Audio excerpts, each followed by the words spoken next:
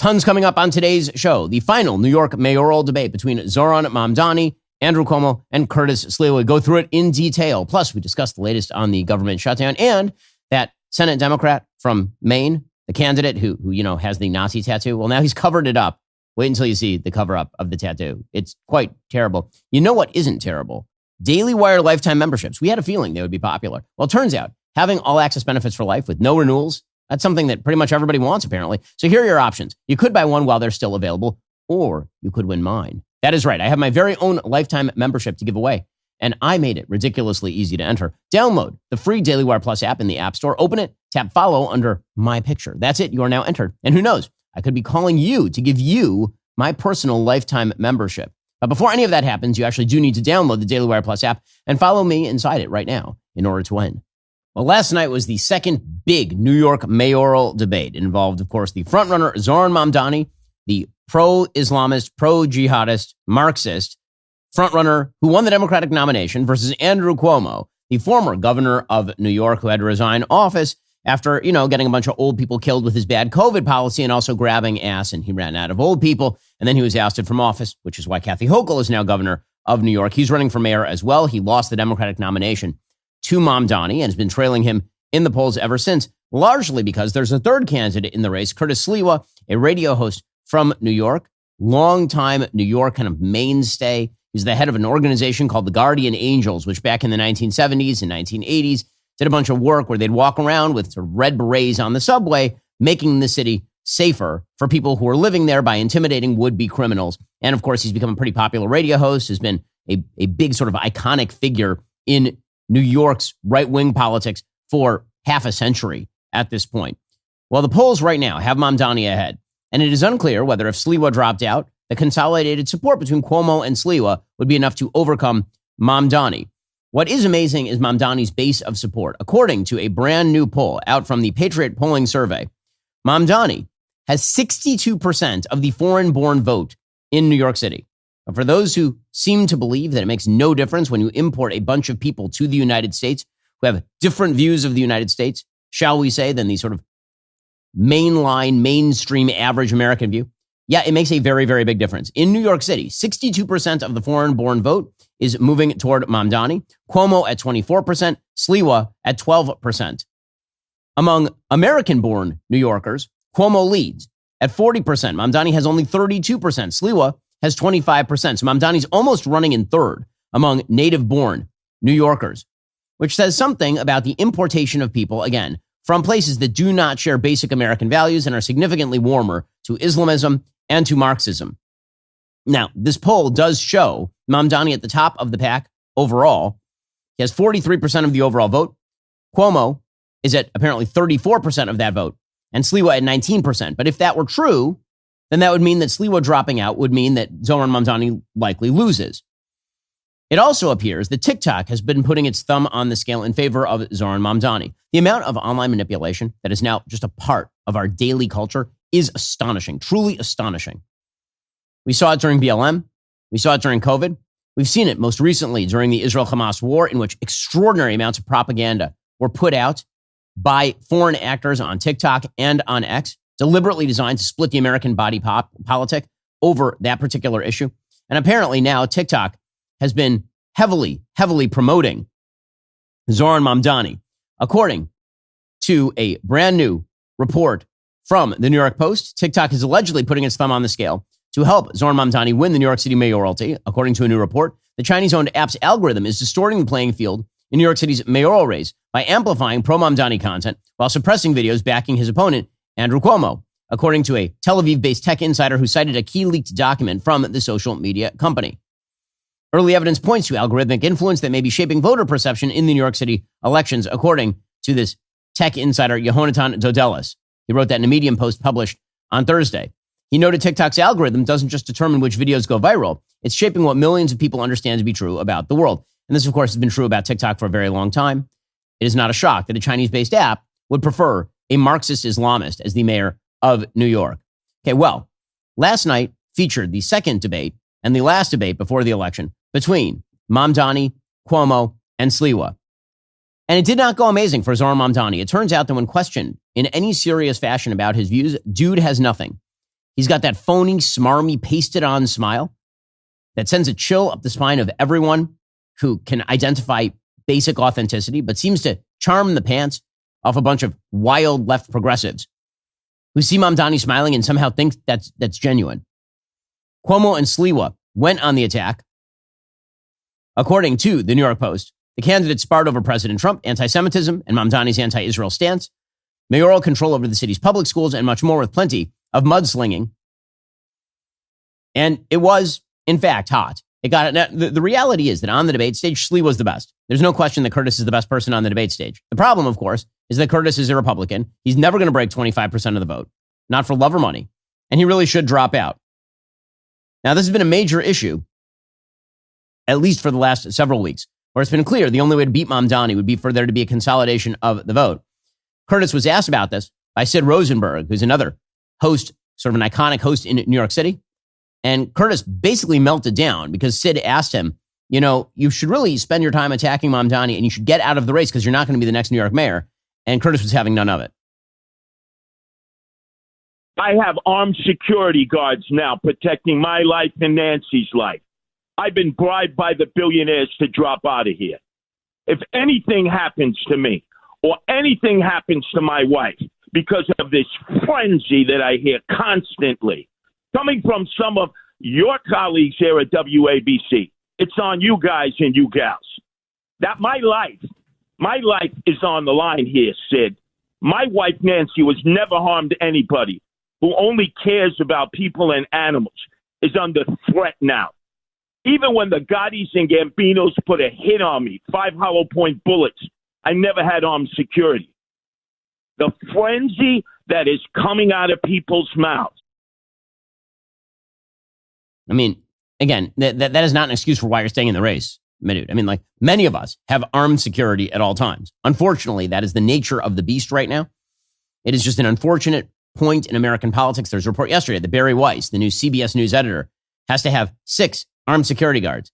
And I will tell you that our team is very, very large when it comes to security. And that is an unfortunate result of the fact that there are so many political actors these days who use unhinged rhetoric about their opponents and include in that unhinged rhetoric insane conspiracism that leads unhinged people to believe that prominent political commentators and politicians are controlling their lives and making their lives worse in such a way they can only be removed by force. Okay, but that's not a reason why Curtis should stay in the race. Putting all of that aside, the debate last night was not good for Mamdani. If that matters, it was not good. Again, Curtis needs to drop out to give Cuomo a shot. Cuomo has run a particularly terrible race. He has basically been somnambulant throughout this race, meaning a sleepwalker throughout the race. He has not run an energetic campaign. He seems to believe that the mayoralty should simply fall in his lap. But last night, he was definitely more lively than usual. Here was Andrew Cuomo's opening statement. New York is the greatest city on the globe, but we are at a pivotal moment. And the voters are going to have to decide in this election what candidate has the plan to save this city and what candidate can get it done, not just talk about it.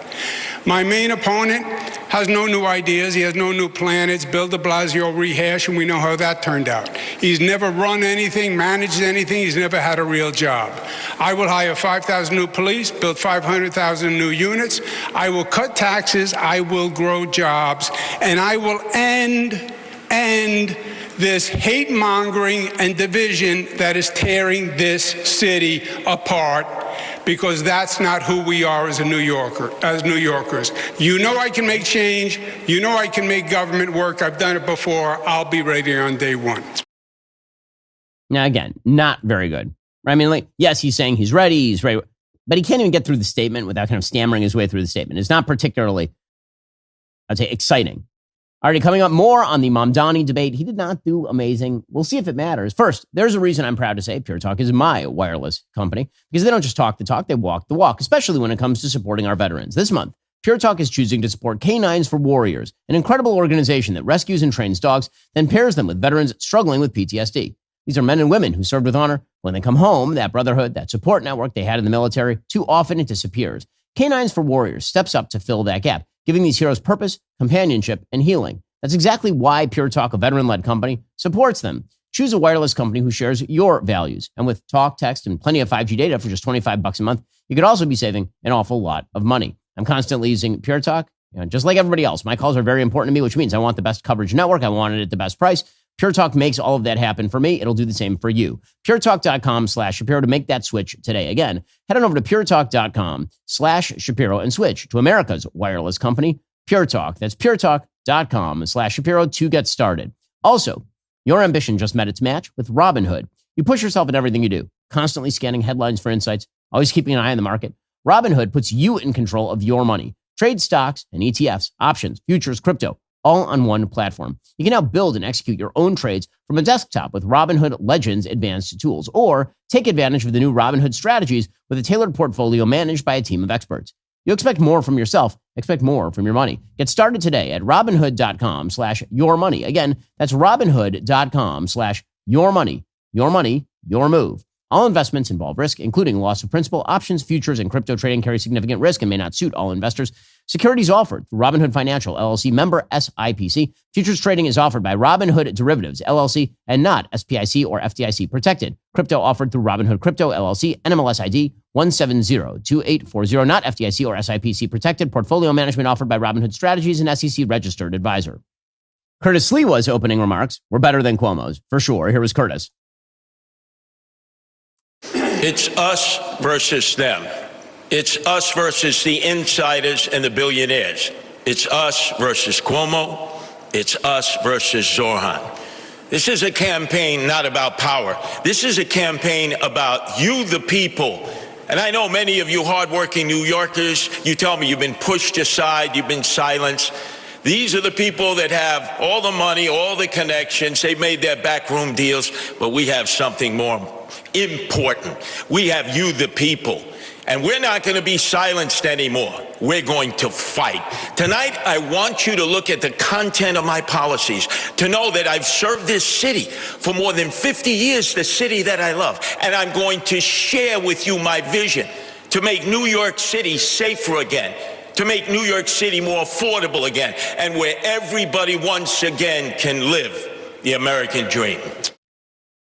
Now, again, if Sliwa were not a Republican, he might have a shot at the mayoralty. He is a Republican, so he doesn't.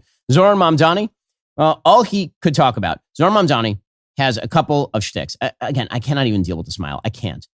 It is just so creepy and weird.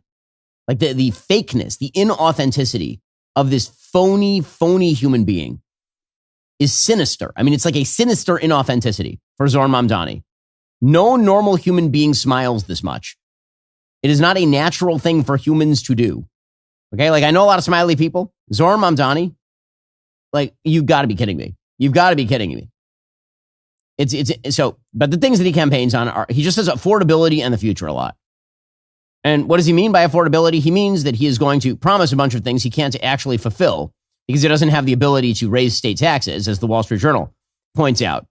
Quote, Mamdani has said he wants to generate $9 billion in new tax revenue by raising taxes on New York City's wealthiest residents and businesses. He's calling for a 2% tax on incomes over $1 million, which would produce $4 billion in tax revenue. He wants to increase the state's corporate tax rate to 11.5%, generating $5 billion annually.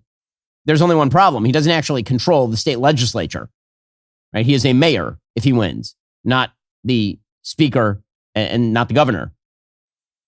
He wants to spend $6 billion annually on free childcare. He wants to spend $800 million annually on no fare bus service. He wants a complete rent freeze, which again, I'm not even sure how he would effectuate that. He wants city-owned grocery stores and a $30 minimum wage. I mean, this is crazy crap. Zohran Mamdani is a weirdo, creep Marxist who seems to believe that he can run a junior high presidential campaign in which you promise no homework and free candy every day and people will vote for it. Maybe it'll work. Apparently it's going to work, which is a testament to how bad a candidate Andrew Cuomo is and how out of touch New Yorkers are, apparently. Here is Mamdani's opening statement in which he said affordability in the future 2,619 times. While there are 3 candidates on this stage, you will hear only 2 messages. My opponents, who spend more time trying to convince the other to drop out than actually proposing their own policies, will speak only of the past, because that's all that they know. I am the sole candidate running with a vision for the future of this city. By the way, his vision for the future very much approximates Vladimir Lenin's vision for the future circa 1917. So, no. Well, he was battered about, Zohran Mamdani. He didn't get out of this debate scot-free. Andrew Cuomo in particular was on attack against Mamdani. He pointed out quite correctly that Zohran Mamdani is a leech on the ass of society, that he has never held a job, that he has been a completely useless person his entire life, which is absolutely true. He is a trust fund baby who tried to make a career as a bad rapper before getting elected to the assembly, where he has ditched pretty much every major vote. He is 33 years old and has yet to hold a real job, and he's running for mayor of the financial capital of planet Earth. Here's Andrew Cuomo smacking him around. You have never had a job. You've never accomplished anything. There's no reason to believe you have any merit or qualification for 8.5 million lives. You don't know how to run a government. You don't know how to handle an emergency. And you've literally never proposed a bill on anything that you're now talking about in your campaign. You had the worst attendance record in the assembly.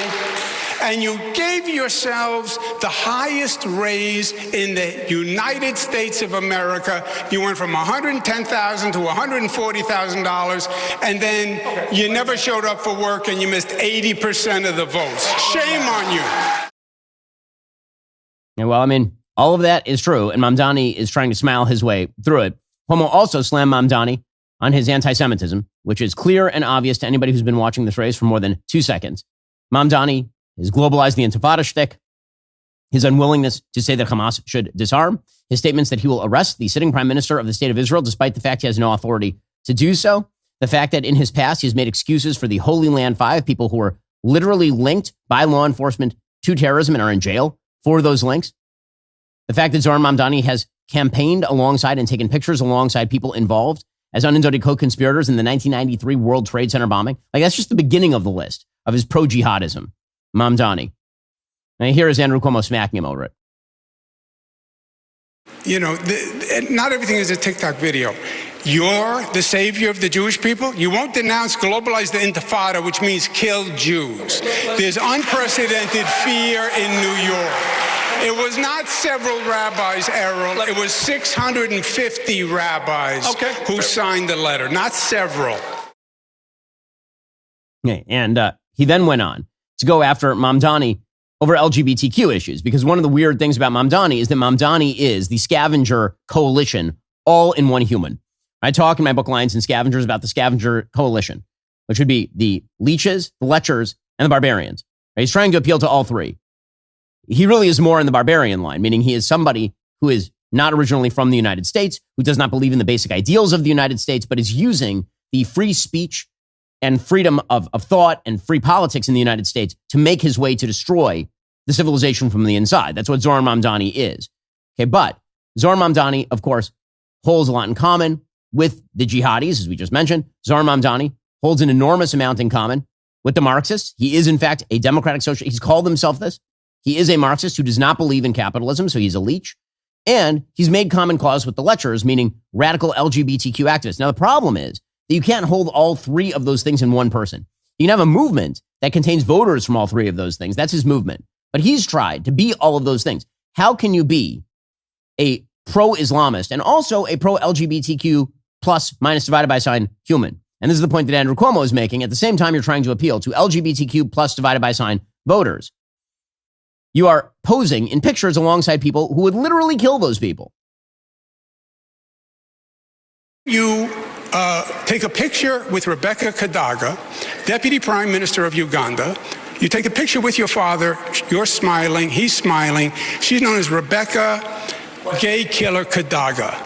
You're a citizen of Uganda. You took the picture. You said you didn't know who she was. It turns out you did. How do you not renounce your citizenship or demand BDS against Uganda for imprisoning people who are gay just by their sexual orientation? Isn't that a basic violation of human rights? Okay, and again, he is right about that because Cuomo is sort of a traditional left-wing Democrat. Mamdani is something very, very different. Already coming up more from that debate between Zohran Mamdani, Andrew Cuomo, and Curtis Sliwa in New York. Plus, Grant Platner is the bizarro world Maine Senate Democratic candidate. He's still leading in the polls, by the way. And yeah, dude just got a cover up of a Nazi tattoo. We'll explore how well that went for him. First, I used to assume that restless sleep was inevitable. Night after night, tossing, turning, waking up with that aching back. I convinced myself that's how sleep was supposed to be. And then I tried Helix Sleep and everything changed. It's truly been transformative for my sleep quality. Now I easily fall asleep in minutes, even as the weather gets colder and current news stories demand my attention. I got the kids waking me up. What makes Helix different is they don't just sell you a random mattress. They actually match you with a mattress made just for your body and sleep style. You personalize everything else in your life. Why not the thing you're spending 8 hours a night on? Whether you're a side sleeper, back sleeper, somewhere in between, they've got you covered. They make it so simple to get your best night's sleep every single night. All you have to do is take their sleep quiz and get matched with a custom mattress based on your body type and sleep preferences. Trust me, when you find the right match, you'll wonder how you ever slept on anything else. I have that firm but breathable mattress, means I don't get back pain, means that I tend to heat up a lot when I sleep. I don't get that problem with Helix. Right now, Helix is offering a great sale. Visit helixsleep.com/Ben. Get 20% off site-wide. That's helixsleep.com/Ben for 20% off site-wide. Make sure you enter our show name after checkout so they know we sent you. Again, visit helixsleep.com/Ben for this exclusive offer. Also, I'm on the road constantly, right? I'm covering the news stories, political events, you name it. Between the flights and the hotel rooms, sometimes getting proper nutrition, that's like the first thing that goes out the window. Here's the thing. I have a lot of people who count on me. Got a wife, got kids, got a company. So I need to stay healthy, and that's why I started taking Balance of Nature's fruits and veggies supplements. These are the original whole food supplements. 16 fruits, 15 veggies, freeze-dried into capsules. As someone who keeps kosher, I appreciate there are no binders, no fillers, no flow agents, just 100% whole food ingredients. Nothing added that shouldn't be there. When I'm rushing through an airport, I can take them with water. If I'm in the car between interviews, I can chew them. Sometimes I'll even open the capsules and mix the powder into my smoothies. However my day is going, they go with me. Balance of Nature delivers the natural goodness of fruits, veggies, spices, and fibers just as nature intended. Which means even when I'm 2,000 miles from home, I'm still taking care of myself the way my family needs me to.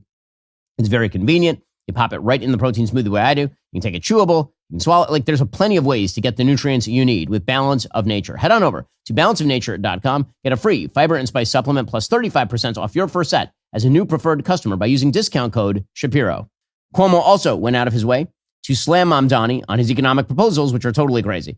He slammed him over freezing rent. He says, there's not even a way for you to do this. What are you even talking about? What does that mean? I'm going to freeze the rent. And people think it applies to all of them. No, just the 25% of the units that are rent stabilized. And by the way, it's all BS because the mayor doesn't have the power to do it anyway. The Rent Guidelines Board does, and he doesn't control the Rent Guidelines Board. So nothing is going to happen. And of course, Cuomo is right about that. Mamdani is making promises he has no intention of keeping. As I say, this is a junior high school presidential campaign in which he promises free cookies and milk, endless candy, and no homework. And if New Yorkers buy this, well, they're going to get to take the ride after they buy the ticket. Cuomo points out that Mamdani is a great actor who missed his calling, which, I mean, honestly, I think that's a little too complimentary to Mamdani. I'm not sure he had a calling. He's been useless up until his mid-30s. So at that point, you start to wonder if your calling is just being useless. Here we go. I am going to increase that pilot program to more than 200 schools, and we're going to do it because we have to deliver for these children. Mr. Cuomo. Yeah. Zohran is a great actor. He missed his calling. Okay, well, I mean, again, not wrong. I will say that, again, Sliwa had the best insult of the night. He said that Mamdani's resume could fill a cocktail napkin. He said, Andrew, your failures could fill a public school library in New York City. And, I mean, that's true. That's true. I just don't understand why Curtis is still in the race. Now, Cuomo and Sliwa both went after Mamdani. Again, Mamdani has been avoiding making any specific policy recommendations beyond these very broad and borderline unachievable promises. And so he was asked about 3 specific referenda that are on the New York ballot. And Mamdani tried to smile his way through it without giving an answer, which is his way. What is your opinion, Zohran? Yes or no? Come on. Yes or no? What is your opinion? Yes or no, Zohran? Truth. Don't be a politician here. I got it. They're pointing out what I was about to. Please answer the question. No, I think on the stage you can see 2 people appealing for the Republican Party's votes. Answer And myself. the question. Answer answer the question for once. My question to you was, do you support the 3 ballot amendment questions? I have not yet taken a position on those ballot amendment questions. Oh, what a shocker. All right. What a shocker. You have to sort of enjoy the New York of all of this with the crowd going crazy and Mamdani trying to smile his way through it. Again, Mamdani is not great at this. He's great in TikTok videos. And that's kind of it. He's great in TikTok videos. He has a bunch of positions that are absolutely between incoherent and insane. And he has a population in New York City that is delusional enough to believe that they can endure another horrific mayoralty along the lines of Bill de Blasio and everything will suddenly be okay. What kind of stuff is Mamdani proposing? Well, just to take from his apple tree of stupidity, one apple. At one point last night, he was asked about the police, and he said that dispatchers should decide whether it's appropriate to even send the police. Maybe they should instead send mental health professionals, and the dispatcher should decide. What I am proposing is something that will address the needs of New Yorkers in the present. We speak and hear from New Yorkers across the 5 boroughs who outline how the mental health crisis is one of the major challenges in this city. And yet what we have in our city is asking those same police officers who are being asked to respond to shootings, respond to murders, to also respond to these calls. I trust the dispatchers who would be receiving these calls to make the determination as to whether there was any indication of violence. If there is no indication of a threat of violence, then we would set the mental health experts and providers to respond to those same incidents. No. I mean, the answer is no. So you want the 911 dispatchers to be the people who are now determining whether to send a cop or whether to send a social worker. So I asked our friends over at Comet, which is a project of perplexity, what are the qualifications for a 911 dispatcher in New York City? Since apparently Zohran Mamdani now wants them to make judgment calls on the spur of the moment, whether to send a social worker or a cop. Apparently, according to Comet, to qualify as a 911 dispatcher in New York City, applicants must meet strict educational, experiential, and training standards set by the NYPD and New York State. So what are they? Well, first, you have to be a U.S. citizen, and have a high school diploma or a GED. Wow. Also, you have to have 1 year of full-time paid clerical or customer service experience involving public contact. So if you worked as like a customer service person at Walmart, cool. Civil service and assessments. You have to pass the New York City Civil Service Examination for Police Communications Technician, administered by the Department of Citywide Administrative Services. I'm sure that is an extraordinarily challenging test, I'm sure. And then you have to complete 200 hours of training under the Emergency Services Dispatch Training Evaluation Program, which I assume is like a month of training or so, and includes courses in communications, radio operations, stress management, and legal aspects. You have 18 months to complete that. So that is okay. And then you have to have emergency medical dispatcher certification, and also emergency fire certification and CPR certification. So I don't know where in there that qualifies you to make a judgment call based on a loose set of facts about whether to send a cop or not. I'm not super comfortable with people with a high school GED and 200 hours of some form of training and a couple of state certifications being a person who decides whether or not a cop shows up with a gun or a social worker shows up with a pencil and a clipboard when a nut is trying to push somebody in front of a train on a subway platform. How could it go wrong? Well, Mamdani's one bright shining moment is, of course, when he slapped at Andrew Cuomo over Cuomo's harassment allegations. This, of course, is the thing that got Cuomo booted from higher office. Mamdani pulled a Trump. He said that some of the accusers were in the audience. And then Cuomo responded. Here was Mamdani's accusation. Mr. Cuomo, in 2021, 13 different women who worked in your administration credibly accused you of sexual harassment. Since then, you have spent more than $20 million in taxpayer funds to defend yourself, all while describing these allegations as entirely political. You have even gone so far as to legally go after these women. One of those women, Charlotte Bennett, is here in the audience this evening. You sought to access her private gynecological records. She cannot speak up for herself because you lodged a defamation case against her. I, however, can speak. What do you say to the 13 women that you sexually harassed? Okay, so Cuomo then responded to those claims. One of the big problems for Cuomo here is that the guy still hasn't come up with a great answer on this. Now, first of all, if you lodge a defamation claim against somebody because what you're saying is that they said something that is absolutely false, that I know that Mamdani is trying to claim that that's a form of silencing. That is a legal procedure because you are claiming the person lied about you. I'm not sure exactly what the alternative would be. Now, again, that's not a defense of Andrew Cuomo and his behavior with women. I just think that it's kind of legally pernicious to suggest that if there is, for example, an NDA, which is a normal employment thing, or if there is a defamation case that you lodge against someone you say is lying, and somehow this in and of itself amounts to an act of silencing. It can be used that way, but not necessarily. Anyway, here's Andrew Cuomo. If you want to be in government, then you have to be serious and mature. There were allegations of sexual harassment. They were then went to 5 district attorneys, fully litigated for 4 years. The cases were dropped, right? You know that as a fact. So everything you just said was a misstatement, which we're accustomed to. Everything that I stated was a misstatement? Yes, because the cases were dropped. Okay, now, again, it's not a horrible answer, but it's not a great answer. And herein lies the problem. The reason that Mamdani is winning is not just because, obviously, he's TikTok hot thing. It's also because Andrew Cuomo is a crappy candidate.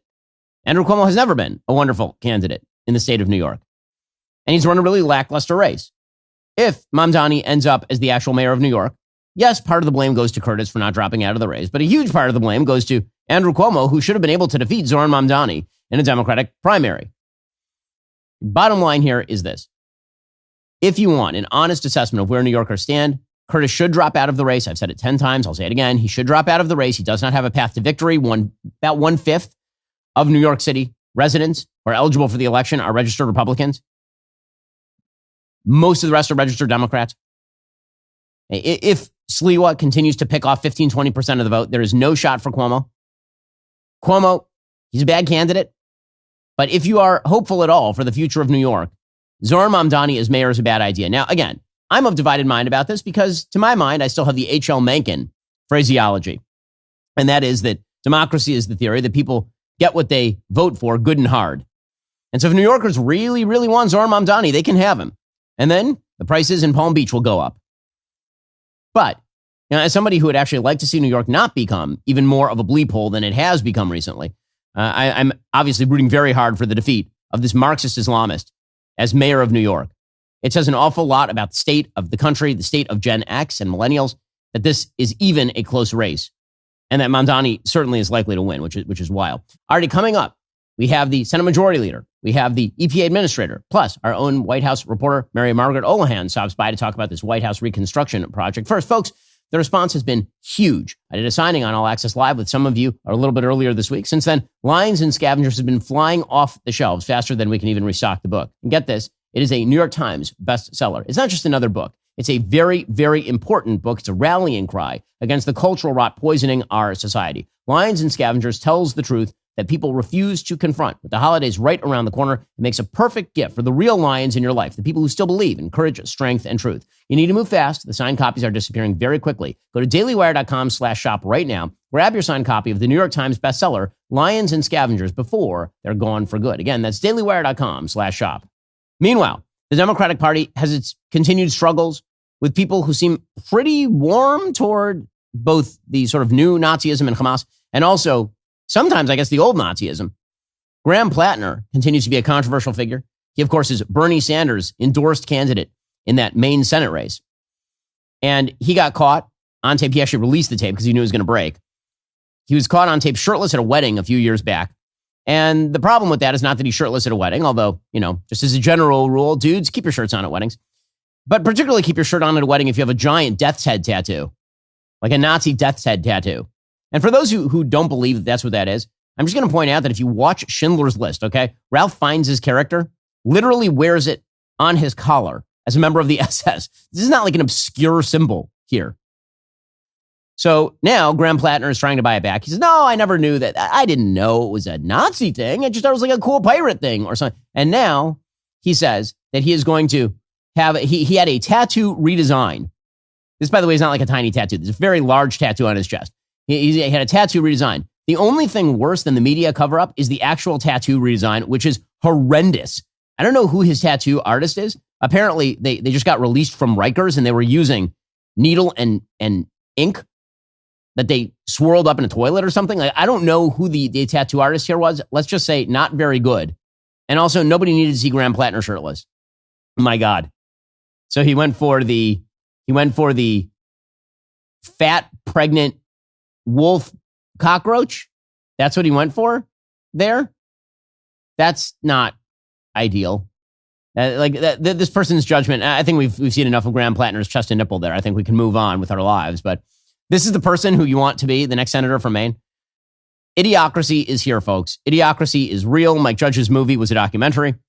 Here's Bernie Sanders, another complete dunderheaded moron, defending Graham Platner, of course.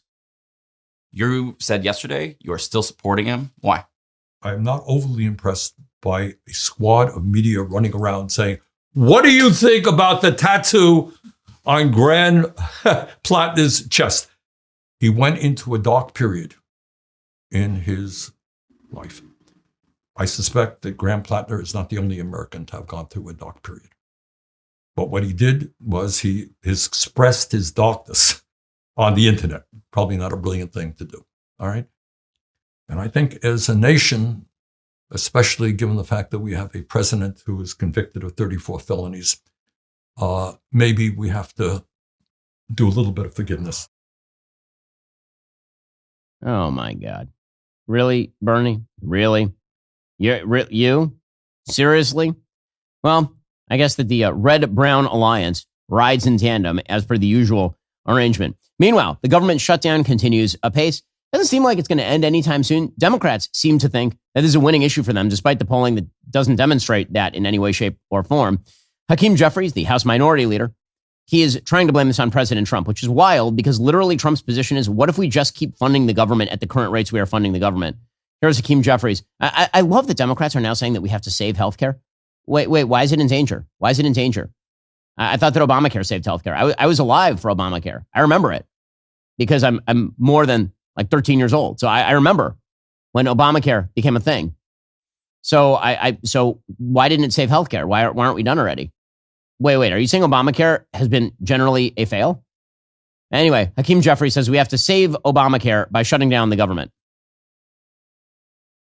Donald Trump has spent more time on the golf course than he has in talking to Democrats on Capitol Hill to reopen the government, to enact a spending agreement that's bipartisan, and to address the Republican health care crisis. His behavior, unpresidential, unhinged, unpatriotic, un-American, throughout this process, speaks for itself. Now, I think that actually what speaks for itself is the bizarre Democratic insistence that we shut down the government so that they can undo a bill they were unable to stop a few months back. Joining me on the line is the Republican Senate Majority Leader, John Thune. Senator Thune, thanks so much for taking the time. Really appreciate it. Thanks, Ben. Always good to be with you. So let's talk about the latest on the government shutdown. Democrats seem to have shown very little sign that they are interested in caving. You have a few Democrats who are sort of moderates on the other side who have talked about the necessity to get past the government shutdown, Senator Fetterman being the most obvious. Where do you think we are at this point? Well, we'll find out. I mean, I think right now we've got a vote later this evening to open up the government again. This will be the 12th. I assume the Democrats will vote it down again. Tomorrow, we're going to give them a different something else to vote on. We gave them a defense appropriations bill to vote on last week, which would have funded the troops, and they block voted against that. This one tomorrow is a Ron Johnson bill, which essentially what it does, Ben, is it basically just pays everybody who's working. So anybody in the federal workforce, furloughed employees will obviously get back pay, but anybody today who is working in any government agency would get paid. And I don't know what they're going to do, but as you suggest, right now it looks like they're sort of digging in, and I'm not sure why. I think this is a real losing hand for them to play. It's certainly costing people all over the country big time, particularly federal employees. And the longer this thing drags on, the worse it gets. But they, at this point, at least right now, don't seem prepared to want to come to their senses and actually do the right thing for the American people, which is to keep the government open. Senator Thune, they've talked a lot about the idea that what they're trying to do here is lower the cost curve on healthcare, that premiums are too high. What they really mean by that, I assume, is that they want to continue to subsidize Obamacare at essentially pandemic levels, despite the fact that the pandemic has been over for several years at this point. Isn't this also sort of a tacit admission that Obamacare didn't do its job? We were told that Obamacare was going to radically bend the cost curve and bring down the cost of premiums. And here you have Democrats openly acknowledging that absent a gigantic infusion of more government subsidy from the federal level, the premiums are too high. Right. And they created this crisis, this COVID cliff, if you will, and these enhanced subsidies, which did go into effect, as you point out, during the pandemic. It was supposed to be a response to that. The pandemic's long over. They created the expiration date. So this is really a problem of their own making. But the broader point is the right one, and that is that everything that Obamacare has done, including these enhanced subsidies, has added to the cost of insurance policies. In fact, if you look from 2013 to 2025 to where we are today, insurance rates in the exchanges, the Obamacare exchanges, have gone up about 221%, if you can believe that. And so it's done nothing but inflate the cost that people are paying for health insurance across this country. And that's because the fundamental program is flawed. And then the enhanced subsidies were flawed too. They didn't have an income limit. So you got people that are making $500,000, $600,000 a year who qualify. They have zero premium policies. So people don't even know they're covered. Insurance companies are incentivized to auto enroll people. And so it's become a money maker, just a factory for insurance companies to make money, because there are a lot of people out there that they enroll who don't even know they have coverage. And so you've got this flawed structure with no incentive to constrain costs. And as a consequence, you've got just the cost going up astronomical rates every year. So it's their problem. They created it. Now they're expecting Republicans to try and solve it for them. And that's their price for opening up the federal government. And it's a price that is a very stiff one, because you're looking at, to do it the way they want to do it, it's about $400 billion. Now, Senator Thune, Senator Fetterman has suggested that actually the filibuster ought to be nuked, which is, I think, unique. I've never seen a situation in which a member of the opposition party calls for the majority party to nuke the filibuster in order to get something done. Obviously, you have reservations about doing that. Every time the filibuster has been nuked in the past, it has led to a new precedent, which is that it no longer exists for those types of scenarios. That's obviously been true when Democrats nuked the filibuster for judicial nominees. That led to the Republicans being able to actually get onto the Supreme Court a bunch of nominees they otherwise might not have been able to get through. Why do you think it's important to maintain the filibuster in cases like this? Well, I think that legislative, and by the way, the executive calendar, which is different, so that's judges, all the executive branch nominees are on the executive calendar. And we did change the rules. We changed the rules most recently here just about 6 weeks ago on nominees, Trump executive branch nominees that Democrats had just completely filibustered and shut that process down. So we opened it up. The legislative filibuster is designed to protect the voice of the minority in this country, and it's been used effectively for a long time to do just that. And it's prevented a lot of bad things from happening. Republicans have used it in the past. And, most recently, the Democrats tried to get rid of the filibuster for what they called their elections reform bill, which basically was consolidating all of elections in Washington, D.C. It would have, taken power to regulate elections away from the states, would have done away with voter ID. And had it not been for Kyrsten Sinema and Joe Manchin, they would have succeeded in doing it at that time. They voted against it. But the Democrats have made it, clear they would love to get rid of the filibuster to enact their agenda, which includes, statehood for Puerto Rico and Washington, D.C., an expanded Supreme Court up to 15 seats there, abortion on demand. As I said, federalizing our election system. Those are just a few of the list of horribles that they put out there. And they all campaigned on that. But if we tried to do it now, all 47 of them, I can guarantee you, would block vote against it.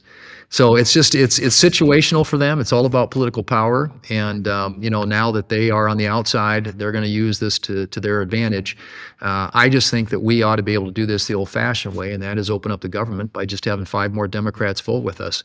And that's all it's going to take. So we shouldn't be in this. Everything is harder than it should be right now because of Trump derangement syndrome.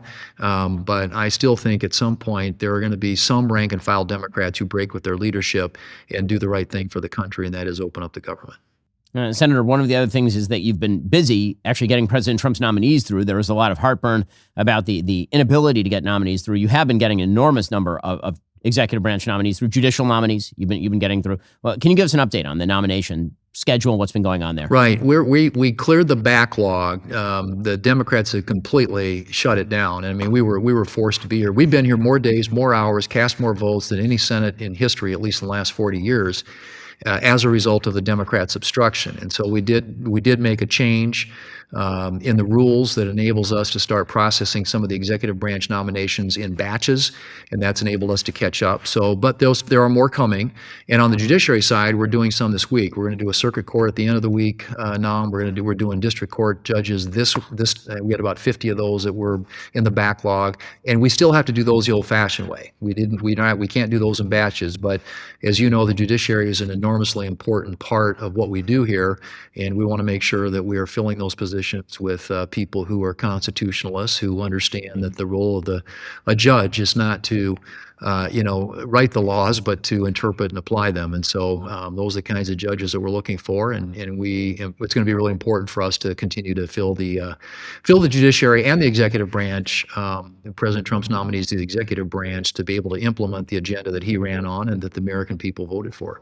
Now, Senator Thune, meanwhile, the Trump administration obviously very active on the foreign policy front. Over the course of the last couple of weeks, the Trump administration has made some extraordinary moves in the Middle East, particularly with regard to Israel and freeing Israeli hostages from the tender mercies of Hamas, trying to unite the rest of the world around extirpating Hamas in the Gaza Strip. I had the privilege of actually being in the Knesset when President Trump made his speech at the invitation of Ambassador Huckabee. Now, what do you make of what the Trump administration has been doing in the Middle East? What do you think is the future of the Gaza Strip right now?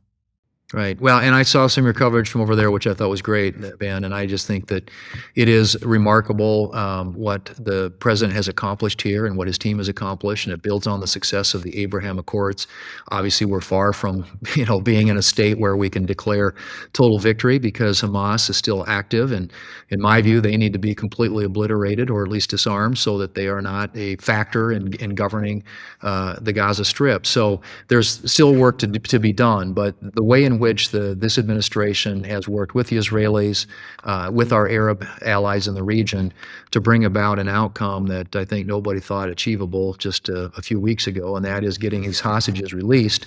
And then, now obviously the hard part begins, and trying to come up with a security force to maintain security there and figure out what the next step is in order to make that a place in the world that people want to visit, that enjoys some of the success and prosperity that folks in the neighborhood have. I think there is some tremendous opportunities there. Wouldn't have been possible had it not been for President Trump and his leadership. And so congratulations to him, but we still have a lot of work to do. And Prime Minister Netanyahu and our president working together with our allies in the region, hopefully will continue to stabilize that area and make it a place that's attractive for people to live and work and invest. And Senator Thune, once the government shutdown ends, and I have to assume that at some point in the future it will end, we won't be here a year from now with the government shutdown continuing, I would assume. Once it ends, what are the legislative priorities for you and for the rest of the Republican caucus? Well, obviously, funding the government the old-fashioned way through the appropriations process. This is a short-term funding resolution that buys us some time, but we need to do the full year. But I think there are a lot of opportunities out there. There are things like permitting reform. There are things like AI, which has become a very, very big issue in our lives. We got to do a farm bill. We've got to do a highway, a transportation bill. There's a lot of work for Congress to do that has been put on the, kind of on the back burner while the government's been shut down. But, the most important thing that we do is, take care and make sure that we protect the country. I always tell people, if you don't get national security right, the rest is conversation. So we did get the defense authorization bill across the finish line in the Senate. We tried, as I said earlier, to put the defense appropriations bill on the floor, which funds all those priorities, and the Democrats blocked it.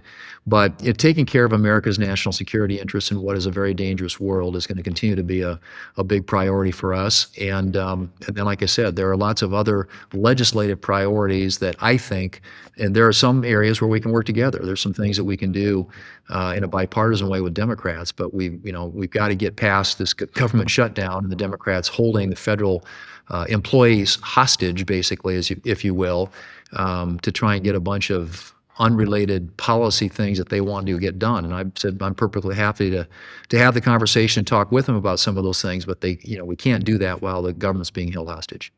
Well, Senate Majority Leader John Thune. Senator, really appreciate your time and your hard work on all of the aforementioned topics. Thanks so much for your time.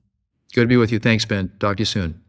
And meanwhile, the Trump administration they're actually doing their best to actually not make the American people feel the pain of the government shutdown. That is a different thing that has happened in the past. Typically, if it's a Republican Congress that shuts down the government because they want changes, and a Democrat in the White House who's attempting to fight back against that, for example, usually Democrats try to maximize the pain to bring pressure on Congress. Republicans are not doing that this time. They're actually running the government in a responsible fashion. One of the people doing that is the Environmental Protection Agency Administrator Lee Zeldin. He joins us on the line right now. Lee, thanks so much for taking the time. Really appreciate it. Always good to be with you, Ben. So why don't you tell me about sort of what the impacts are of the government shutdown? I know that for most Americans, this has become kind of a rote thing, actually. I think that if you went back 10 years, this would have been the top headline every day for the last several weeks.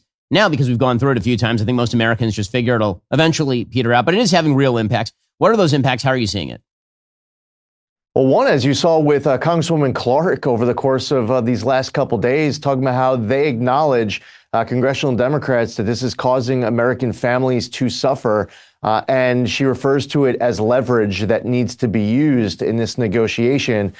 So there is an acknowledgement that this does cause suffering as time goes by, and SNAP payments start to be missed, paychecks start to be missed.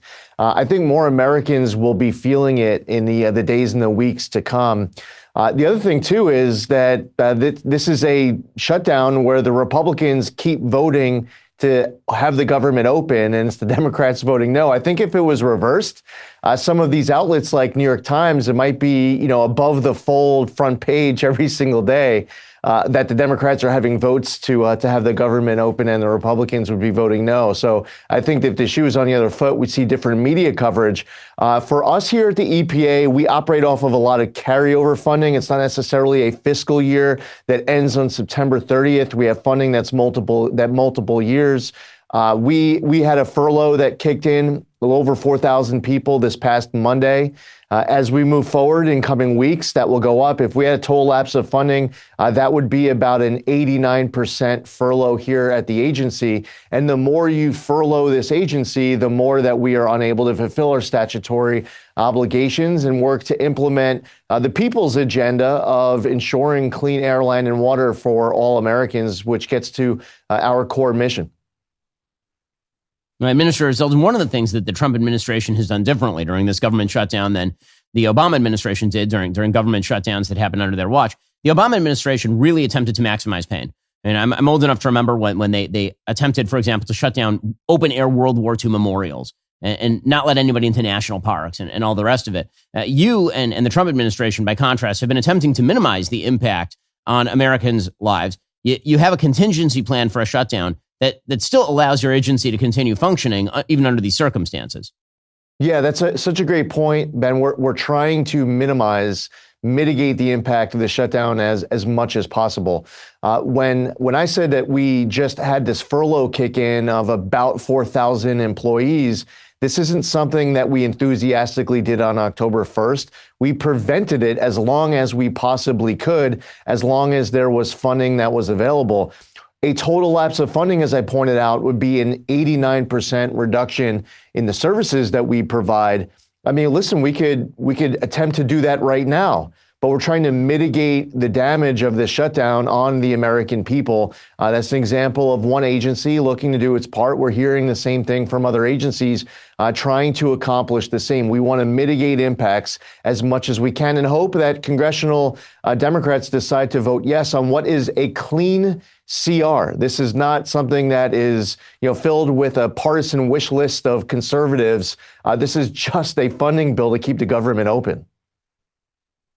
And Minister Zeldin, I also want to talk to you about the fact that the EPA has done extraordinary work under your auspices in making sure that the economy functions. One of the things that's been kind of amazing to watch over the course of President Trump's second term, there have been a lot of crosswinds. I mean, obviously, the tariffs have roiled a lot of people. People have been worried about those. You've had the concerns over the government shutdown. You've had the one big, beautiful bill. It has not been, shall we say, like the smoothest economic road for people who are looking for consistent policy. But one of the areas that has really spurred the economy and ensured that the economy continues to grow, investment continues, has been the EPA's approach to the economy. The attempts to streamline and cut regulations, a massive thing you've been doing over at the EPA. Yes, sir. We choose to both protect the environment and grow the economy. It's not a binary choice. There was this belief that in order to protect the environment, you had to strangulate entire sectors of the economy. We this year at the Trump EPA reject that notion. We are going through an amount of deregulation that, when finalized in 1 year, would be more deregulation than entire federal governments have done in the past across all federal agencies, across entire presidencies. That's just that one agency here at the EPA.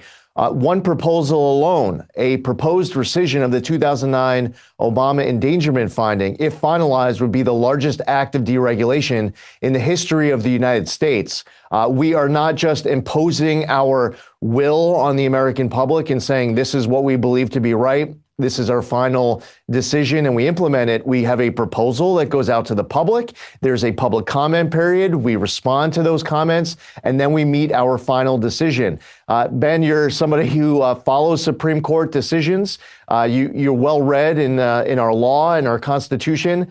The Supreme Court in recent years, they issued a decision in the Loper-Bright case overturning the Chevron doctrine, saying essentially that agencies like the EPA can't use vague language and getting creative and giving themselves more power. If there's an absence inside of statute, it doesn't say that the agency can't. Well, I guess that means we can. That was an interpretation of the past.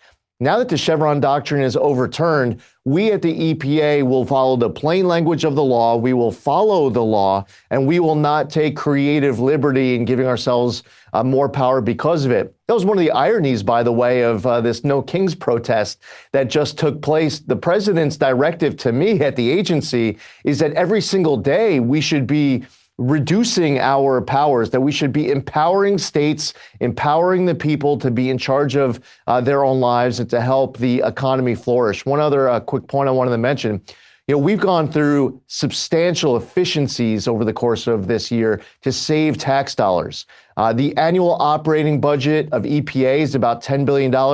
I've canceled over $29 billion worth of grants. $750 million annually in staffing reductions, money saved in media consolidations, real estate consolidations, media cancellations of subscriptions, real estate consolidations, closed an EPA museum that no one knew about or even visited. And the savings just keep getting racked up on behalf of the American taxpayer. Another important thing to fight for Americans, American families, and also the American economy.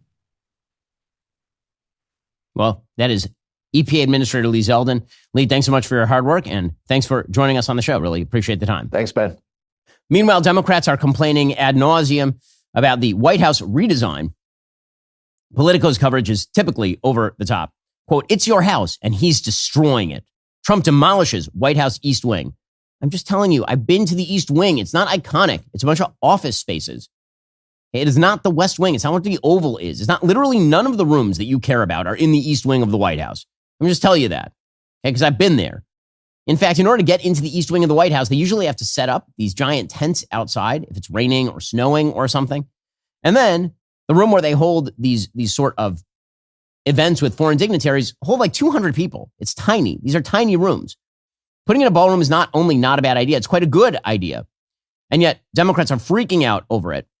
Images of a partially destroyed East Wing, according to Politico, first published by the Washington Post on Monday, sparked an outcry online and a quick defense from the White House. The National Trust for Historic Preservation added to criticism of the administration in a letter to the National Park Service and other organizations Tuesday, warning the current redesign of the ballroom threatens to overwhelm the White House and requesting a freeze on further construction until a commission that oversees the iconic urban landscape of the nation's capital is consulted. Hillary Clinton said, "It's not his house, it's your house, and he's destroying it." Madam, may I recommend that you sit down on this one? Your husband literally had oral sex with an intern in the Oval Office. If we're talking about degrading the spaces of the White House, I think you are not the person. You stole like the silverware from the White House when you guys left. You are not a good person to talk about this. Like, not a good person to talk about this at all. Meanwhile, President Trump was showing photos and plans of the future ballroom, and frankly, it looks kind of nice.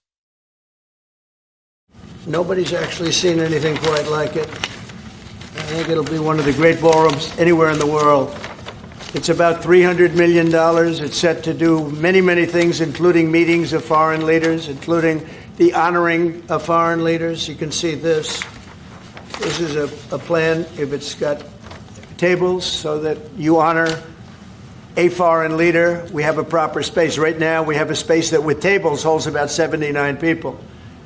And this is a proper kind of a thing. Now, what the White House was doing, as you know, is they were putting tents out on the lawn. This is an interior shot of the ballroom. I think there'll be nothing like it. And so, again, I don't see anything wrong with this ballroom design, like, at all. And this idea that something historic is being destroyed. It was built in 1942 by FDR. Again, it's a bunch of small offices. Very silly. A reporter went after Trump over it. Trump then promptly body slammed the reporter, as is his wont. I just want a quick follow-up on that question. Your response to people who say that you haven't been transparent enough about this. I haven't been transparent? That some of your critics feel it should have gone for I've shown this to everybody that would listen. Third-rate reporters didn't see it because they didn't look. You're a third-rate reporter, always have been. So third-rate reporters didn't look. Well, again, the fact that Democrats think this is a winning issue, they are so starved for a winning issue at this point. It really is amazing. Speaker of the House, Mike Johnson, said the obvious. Well, you're going to be able to use it as well, actually. President Trump's going to add the greatest improvement to the White House in the history of the building since it was originally constructed in 1800. The ballroom is going to be glorious. It's going to be used for everybody. And by the way, hey, Democrats, if you win the White House back, you get to use it too. This is for the American people, and he's using private funds to do it. Yeah, well, again, utterly uncontroversial. Joining us on the line to discuss is our own White House reporter, Margaret Olohan. Margaret, thanks so much for taking the time. Appreciate it. Good morning, Ben. Thanks for having me. So as always, it's been a busy week at the White House. You're on the White House grounds. You've obviously seen the construction that's going on over on the East Wing. Apparently, this is one of the great disasters of the modern era. It's equivalent to tearing down the Washington Monument or burning down the Statue of Liberty or something. Why don't you explain what exactly is going on over there? What is the White House saying about it? Yeah, so I don't know if you can see behind me over my shoulder, there is smoke, kind of a cloudy look coming from the demolition of the East Wing, which the president is removing, changing to make room for the ballroom that he and his donors are funding. So this is a huge, costly endeavor, but the American taxpayer is not paying for it. The president is, and donors that he calls great American patriots. There has been a lot of hubbub about this around here, a lot of backlash. As I was coming in this morning, a lot of the photographers and videographers were getting footage of the smoke back there. I myself took videos of it because it's interesting. This is newsy, but what we're hearing from everyone is that how could the president do this? How could the president remove the East Wing? And there's a lot of history, Ben, of different presidents making renovations to the White House, from Teddy Roosevelt to Harry Truman. All of these presidents have made changes to the White House, but this one in particular seems to have raised the ire of a lot of the reporters around here, a lot of Democrats on Capitol Hill who do not want the president to do this. Now, Trump himself is saying that this is a gift to the American people. He's saying this is something that will be long-lasting and that many generations of Americans and American presidents and their families and their guests can enjoy. And it does look beautiful. I was in the Oval Office last night. He had a mock presentation of this new renovation out on the table that all the reporters could look at, and he had all the plans with him, so he kind of whipped them out and showed them to us and said, well, I've been talking about this the whole time. I wanted to show this to anybody who would listen, and he showed us these pictures of what he wants the new ballroom to look like. Alex Pfeiffer, one of the president's former staffers, I saw him tweeting about this last night, how the president has always been putting these pictures out there. It's very clear that the East Wing wasn't there in the photos. In fact, the ballroom was. So a lot of the hubbub around here seems more noise than actual concerns for reality. And I think, as Josh Hawley said last night, the senator from Missouri, there's a lot of people who are upset about this that had no problem with pulling down monuments to history over the past several years. So another ruckus news cycle at the White House. There's a press briefing later today, and I'm sure we will hear about it there. But in the meantime, it's an interesting news cycle to follow, and I think we'll soon have a beautiful ballroom here on the White House grounds. Mary Margaret, I think that most Americans, they don't understand kind of how the White House is laid out. They see these rooms, the interior of the rooms, they don't understand where they are in the building. So you've spent time in the East Wing. You actually typically have to walk through the East Wing in order to get into sort of the main part of the building, to get to the West Wing and all the rest of it. What is actually in the East Wing? Because I think people think that the Oval Office and some of the more famous rooms in the White House are in the East Wing of the White House. No, they're not. In fact, I'm standing right now on Pebble Beach, which is right outside the White House. The West Wing is where a lot of the offices of the comms team are. The main section of the White House is where a lot of these other important offices are, including the Oval Office, which is kind of, we go back to, it's a little hard to explain that, but you go through the White House and it's on the back, on the right. So it's not on the East Wing side of things. And a lot of the ruckus that's been raised about this has been suggesting that there's some kind of historical significance that's being destroyed with this. But again, there's been renovations throughout the history of the White House for years. There have been many presidents who have made changes or modifications, updating the White House for modern appliances, modern security endeavors.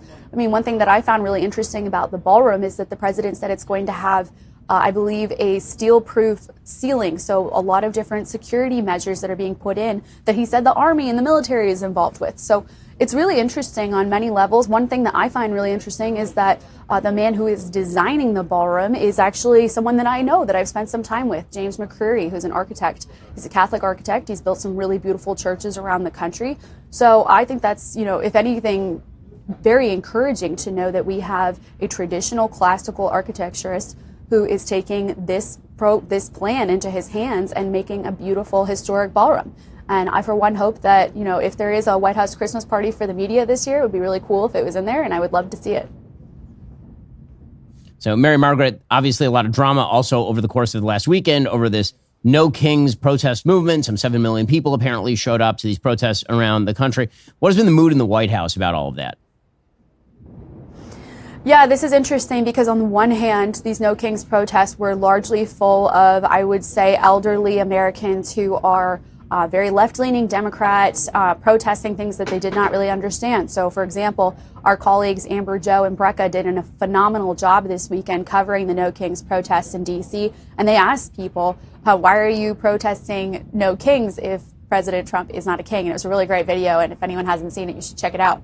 But at the same time, there was a very radical element of these protests. And if you look at some of the footage in Denver, in Chicago, in Los Angeles, even in Washington, D.C., there were individuals that came to these protests specifically to advocate for violence. One person that I noticed, besides President Trump, that was receiving a lot of these very violent, explicit calls to violence was Stephen Miller. So he is Trump's deputy chief of staff. He received a lot of hate, I would say, in D.C. I saw, but then also in different cities around the country, people explicitly calling for acts of violence against him. We just covered a story for this that's live on the Daily Wire site about how I talked to the FBI about whether they're investigating any of these specific calls for violence, explicit, I would say, calls for violence. And, I was told the FBI can't confirm active investigations. They don't traditionally do that. But I was told they are aware of very specific instances and that they are keeping an eye on them. So, I think this is the closest we can get to confirming without actually confirming that there's investigations into these people. One that I found really disturbing, and I just wanted to flag, was this couple that were photographed in Denver. They're part of the Denver Communist Group. And this couple, each of them were wearing a different shirt calling for violence against individuals, specifically Republicans, conservatives, and they kind of harkened back to the death of Charlie Kirk. One of the shirts said, "Make assassinations great again." And the other one said that not enough politicians are being killed nowadays. And that one I found particularly disturbing because on the graphic of the shirt, there's a little sign that says live, indicating that the person who was being killed on the shirt was being filmed as it happened live. So this is really sickening, disturbing kinds of content.